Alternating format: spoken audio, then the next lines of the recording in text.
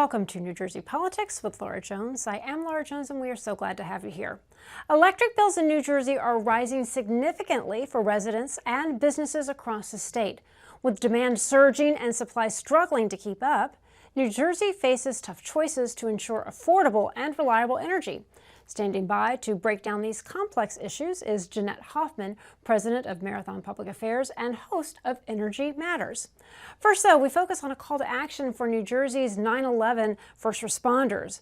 Velazquez-Stetz, a retired Jersey City police officer and 9/11 responder, has been working tirelessly with the state legislature to extend something called the Ricci Act, which provides vital disability benefits for those who risk their lives at ground zero. She is here now, along with attorney Michael Barasch, with an update on some legislation. Val, Michael, good to see you both here. Val, you were among the thousands of New Jersey first responders who rushed to ground zero after 9/11. Yes. Let's talk a little bit about first the headline here. You've been working to try and help those who have had long-term health effects from responding. What's the update? So the update is great news. The governor signed our bill, and which will lead to extension of the Ricci bill. And now it's Chapter 157 for the Division of Pension and Benefits for New Jersey and the STFA for the state police. Right. And it's amazing that we were able to get this done. And I worked tirelessly, as you know, and thank you for having me back again, Laura. And this is just an amazing thing that that Governor Murphy signed. Yeah, Michael, can we get you to weigh in with your thoughts? You know, it is mind-boggling to think these heroes, we kept saying, we will never forget, we will never forget. And, you know, so many people are having long-term health effects only to find out they're not able to get their disability covered. They're not able to pay their medical bills. There's no safety net like there was in New York City. So can you talk a little bit about how we got to where we are? Yeah, and I have to say, this woman next to me is a force of nature. Next time you need a bill passed, a bipartisan bill, by the way, this is the woman, Velazquez-Stetz. She made this happen with Dr. Iris Udison at the World Trade Center Health Program at Rutgers. And I'm so proud of her. This gives New Jersey responders the same rights that the New York firefighters and cops have. I mean, let's face it, Laura, they were all breathing the same toxic dust. When they did the autopsy of Jimmy Zadroga, he was a New York City detective who lived in New Jersey, they found ground glass in his lungs, as well as asbestos and lead and benzene, all these known carcinogens. So no wonder the New Jersey cops are coming down with the same illnesses and the same cancers. And now they're entitled to pension benefits that they otherwise were not getting. So this is an amazing thing that Val did. Yeah, and Val, you and I, since you last came on the show probably about a year ago, you were talking about, you know, again, your advocacy. Then you and I kind of became Facebook friends, and I see almost on a regular basis so many of your friends, so many of your colleagues are battling some significant health issues, so many losing their lives. Can you talk a little bit about, would you like to share any of their stories or just what continues to motivate you? I know you yourself have been personally impacted by this as well. Yes, and so many of my friends, Jersey City police officers, firefighters, and a close friend of mine, Sal Fascino, he was a detective, and he just signed up probably a year prior, and I just kept telling him, come on, go to the health program, and he's like, I'm fine. I said, you know, get your stomach checked, get an endoscopy, do this, do that, like, and I'm sending him to doctors. He's like, I don't have time. Nobody has time, right? And he found out he had stomach cancer, and he only lasted 3 months. It was probably the worst thing I've been through so far. I've been to so many funerals and visiting people in the hospital because our clients that we have, they become my family and my friends, and I take it very personal, and I help them throughout the process. I have people calling me, the wives, they call me throughout the process, and even after they receive compensation, and we just become friends. They come to my home. I had a cop from Wall yesterday come to my home to drop off a death certificate from his dad that died from 9/11 illness. This happens in my home all day long.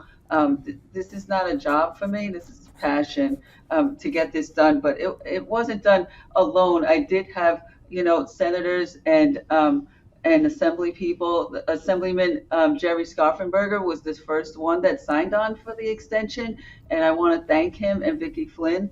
They really helped me a lot. And then when I called Declan O'Scanlan, he was like, whatever you need, Val. And Carmen Amato and Senator Bucco, they were very instrumental to get this done. And it's a bipartisan bill because, you know what? We went over there and we don't care if you're a Democrat or Republican. We just go to help. So many thousands of New Jersey responders answered the call and came over to help New York. They didn't question, oh, this is a Democrat or Republican issue. And the toxic dust, it didn't discriminate either. So the fact that these New Jersey responders can now apply for pension benefits, disability pension benefits, if they're sick, even if they died, they can now get benefits from the federal government. I mean, this is an amazing thing that the government did. And I know you don't often cover great stories being done by the Jersey legislatures. Well, in this case, they deserve it and the governor deserves it. I mean, big round of applause.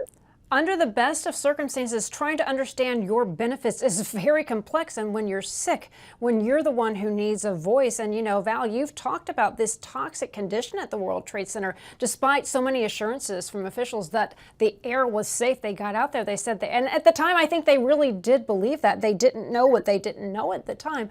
But, is the work over? I know that there are reports, there are reports that, are concerns about, longer term effects, maybe even early onset dementia. Michael, can you just talk about, legally, is the work done here? What other things are you looking at and ensuring that these people who risked everything and didn't hesitate, they ran into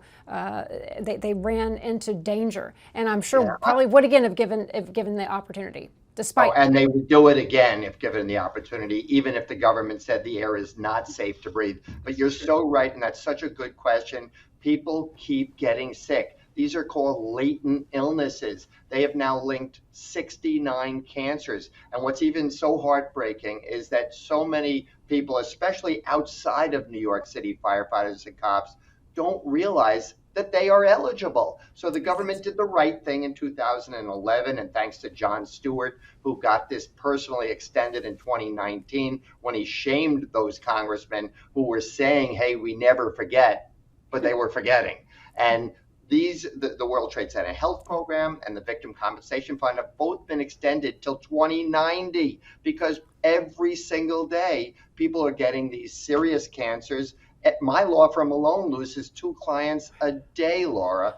And as sad as that is, it's incredibly gratifying when you can tell a widow, even when you can tell someone who's dying, hey, listen, don't worry, your family's not going to have to move. They're not going to lose their home. Your kids can go to college. That's what the Victim Compensation Fund did. The health program takes care of all the co-pays, all the deductibles. And now, thanks to this Ricci bill extension, now responders who got sick will be able to get their pensions for the rest of their lives if their disability was caused by any of these cancers. So it's great. And let's not forget the fact that New Jersey commuters who worked in Lower Manhattan, while they're not eligible for the Ricci bill, they certainly are eligible for the World Trade Center Health Program and the Victim Compensation Fund. So they too should look into doing what they can to protect their future rights. Yeah, and Val, you've talked about the Ricci Act. It's meant to protect the first responders, but you've said it's kind of the state's best kept secret. So can you talk a little bit about the challenges in ensuring these first responders not just know, but are able to access that? Because when you're not feeling well, when you are battling, these terminal and chronic illnesses, you need help. Just getting through the day-to-day, let alone trying to advocate for what you're entitled to. That is so true. Every day I deal with someone else that's so sick. And how are they supposed to fill out forms?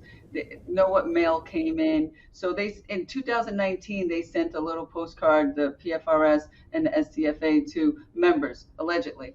But I could tell you 90% of the people that I signed up and deal with, they said that they don't even know what I'm talking about. Never mind that they received it. They're like, what are you talking about? What is a disability pension? Like, how do I get that? I said, well, did you fill out the Ricci card? And they said no. So I was like, wait, something has to be done about this. So I actually approached Dr. Udison from the World Trade Center Health Program in Rutgers, and she said she couldn't do anything about it because she works for Rutgers. She said, but you can, Val. You have to speak to your legislators, and you have to get the law changed. That's the only way. And I said, law change? How am I going to do that? Like, I don't know. So I did it, and somehow I just went to every assembly person that I know, every senator that I know. I go to different political functions, and I'm like, I've been supporting these guys and girls for so many years. I said, so I just need this one little favor, if you could sign on to this bill that Jessica Ramirez originally wrote, but it was given back to Assemblyman Kennedy, because he was the original assembly person that wrote the original bill, so they gave it back to him. Yeah, I mean, Val, I'm just struck by that. You know, so many things start out with, well, call your lawmaker, call your legislator, and people will start, and then life gets in the way. It's very hard to be able to maintain that. And you yourself, you too are struggling yourself with chronic health issues. What type of message do you want for people watching, whether they're affected by it or just moved by the story in general, what message do you want to leave our audience with? I want them to know that if you believe strongly about something and you have passion for something, you have to continue the fight, continue, pounding the pavement, get out there, speak to people, whoever will listen, basically. That's what I did. And it wasn't easy. Believe me, I was rejected so many times. I was rejected by the union heads. I was rejected by many people, but I just kept going. Thank God, because I'm so passionate about it, because my friends were dying.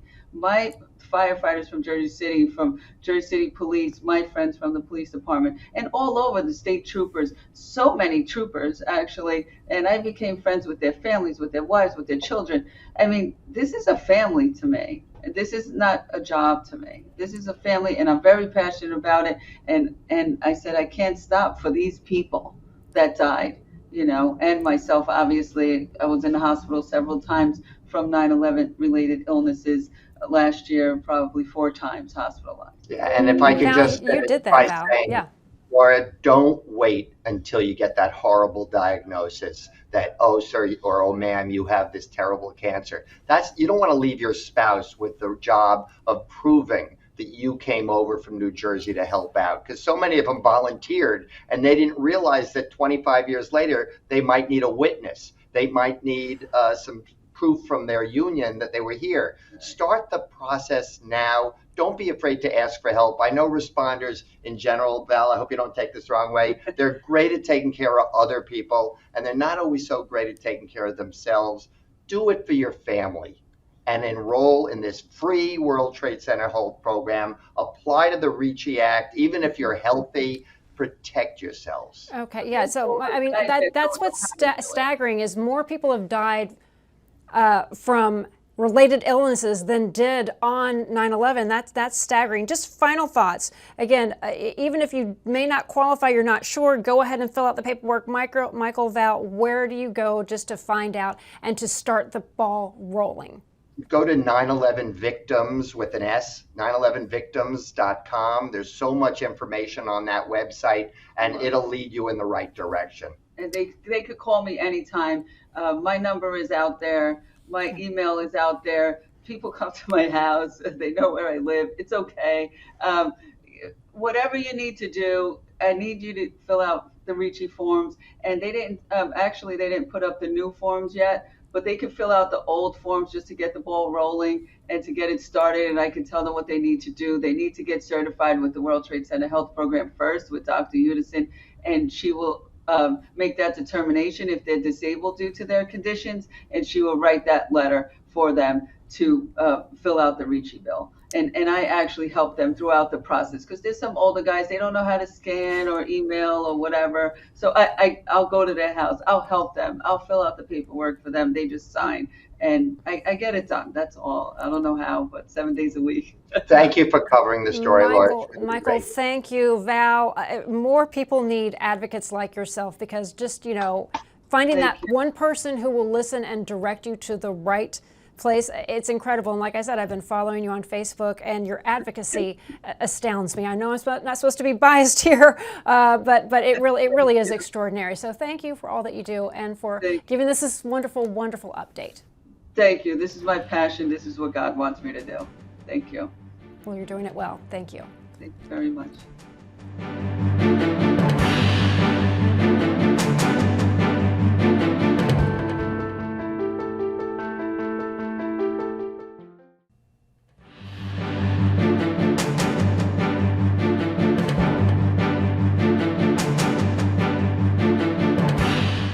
Electric bills are going up across New Jersey, and both families and businesses are feeling the pinch. The spike is tied to recent energy auctions and growing demand, raising big questions about how we keep power both affordable and reliable.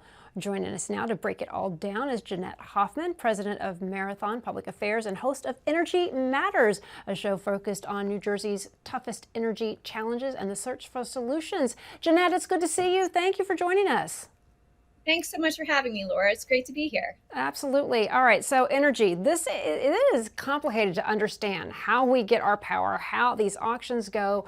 But what's very easy to understand is that people living in Jersey are seeing our bills hike up to 20%. So can you talk a little bit about what are the key factors driving these rising energy costs in our state right now?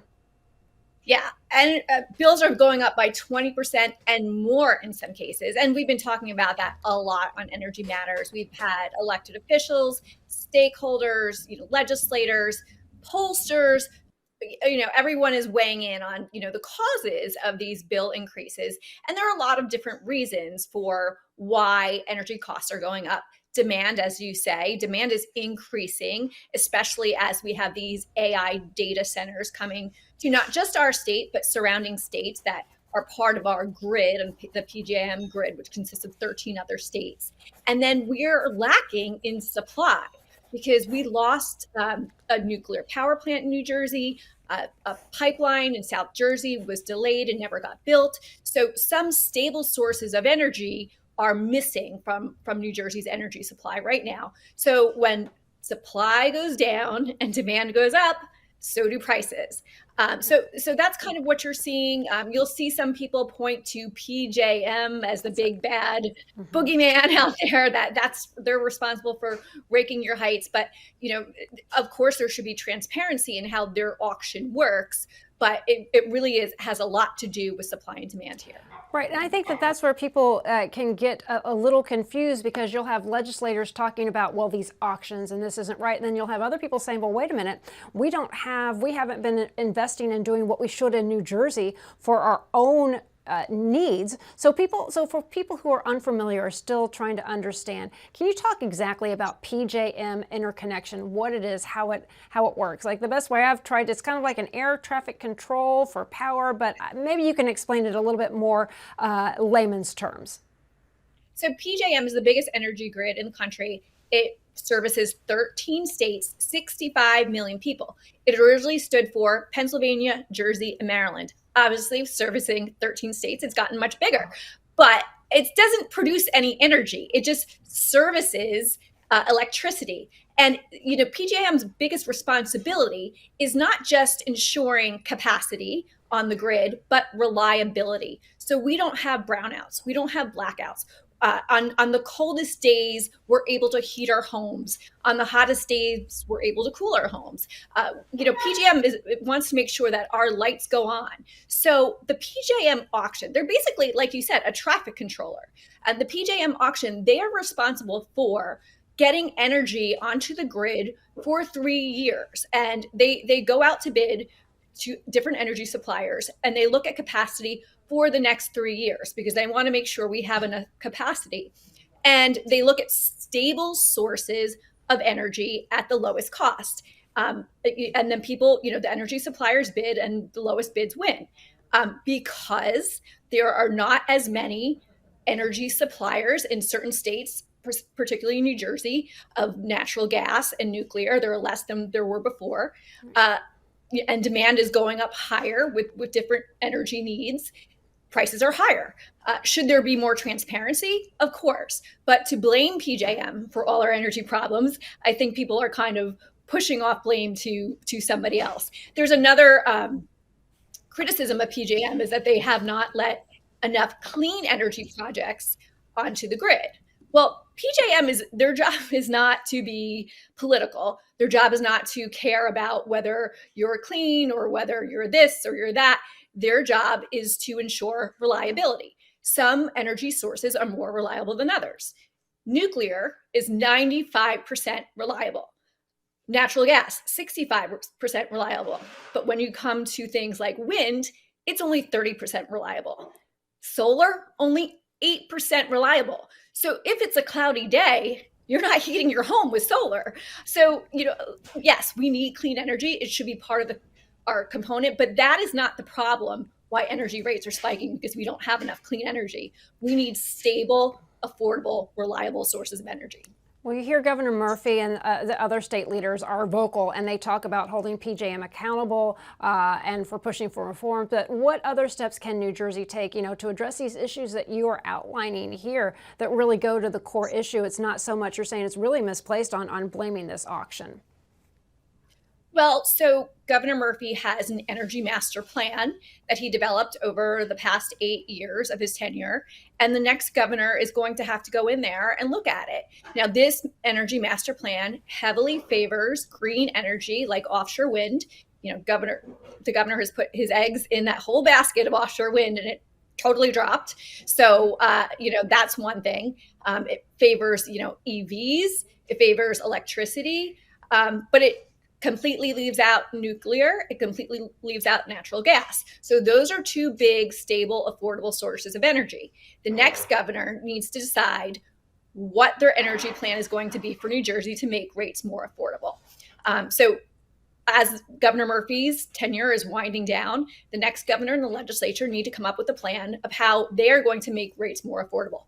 Should they audit PJM? Sure.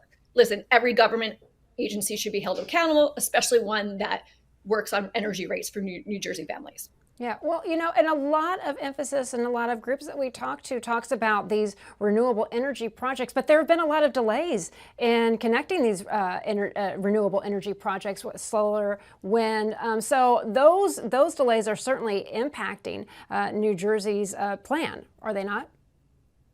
Yeah, and that's why, it's unfortunate that Governor Murphy has put his eggs in that offshore wind and solar basket, and not even solar, it's really an offshore wind, because it's a project that didn't come to fruition.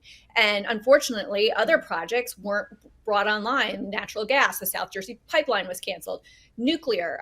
So there's a whole host of things that could have been done to make energy more affordable and more available to New Jersey consumers, but just wasn't, because Governor Murphy really focused on a solely green agenda instead of an all of an above approach. And it was interesting. I had Mike Duhame on, who he's run presidential campaigns, gubernatorial campaigns. He recently conducted a poll with a bipartisan group called Natural Allies. People don't. What he told me, I found really interesting. People don't see energy in a political way. They just want their lights to turn on. They want their heat to go on, and they want energy to be affordable. It's just that simple. And when he looked at these polls, it says 80% of New Jersey homeowners thought their electric rates were too high. And I said, Mike, who are the other 20%? Right. But he said, in all his years of polling, most people usually think that their electric rates are right where they should be. So this is really an outlier where we are here now. Oh, interesting. That's an interesting, that most people think they're where they should be. Oh, interesting. Okay. Well, I was surprised by this too. Yeah. So as host of Energy Matters, you're diving into these issues regularly. So can you tell us a little bit about the focus of your shows, the topics you're wanting to cover, and how you really want to inform and empower your audience when it comes to energy issues affecting New Jersey? Yeah, so as you know, Laura, as we're talking about, energy has become one of the top, if not the top issues in New Jersey politics and policy right now. And everyone I have on the show has really valuable opinions of how we can approach this issue, how we can make energy more affordable, and also talking about future energy projects for New Jersey and for our workforce development. For example, I talked to Assemblyman Wayne D'Angelo, who's the chair of the Assembly Telecommunications and Utilities Committee, and he talked about future projects and how they can help New Jersey's labor workforce and utilities workforce, and what that would look like in the future, and why it's so important to bring some of these projects that have been stalled in the Murphy administration to move forward in the future. I've talked to people like a council president in Trenton that talked about the impact of these rate hikes on low-income communities and what it means to them, how some of them will forego buying groceries or paying their utility bills, and how she's a school teacher and how it affects kids in school when maybe their lights were shut off or maybe their air conditioning is off. So it has a profound effect on so many different people from so many different walks of life in New Jersey. And I had Christina Renna from the South Jersey Chamber of Commerce of South Jersey, and she talked about the business community and how businesses are making trade-offs when it comes to paying their utilities or hiring another person, Right. because expenses just add up. And of course, when you're in South Jersey, you have Delaware right across the river, Pennsylvania right over there too, and they have been making tax cuts. They've been making things more affordable for businesses. So it's pretty enticing for New Jersey businesses who are looking to cut costs. Jeanette, thank you so much for taking the time to talk to us. We appreciate it. Thanks so much for having me, Laura. I'll talk to you soon. Absolutely. And that'll do it for today. I'm Laura Jones. Thanks so much for watching New Jersey Politics. We look forward to seeing you back here next time.